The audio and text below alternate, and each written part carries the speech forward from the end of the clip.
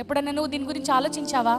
సహాయం నేను ఏ విధంగా పొందుకుంటున్నాను, ఎక్కడ నుండి నాకు సహాయం వస్తుంది అంటే దేవుడు తన సన్నిధిలో ప్రార్థించే ప్రార్థన ద్వారా నీకు సహాయమును, నీ జీవితంలో ఆనందమును కురిపించే దేవుడు. అది మనుషుల ద్వారా నీకు కలగబడొచ్చు, కానీ అది సాక్షాత్తు దేవుడే వారి ప్రేరేపించి వారి ద్వారా నీకు సహాయాన్ని దేవుడు అనుగ్రహిస్తూ ఉన్నాడు. హల్లెలూయా.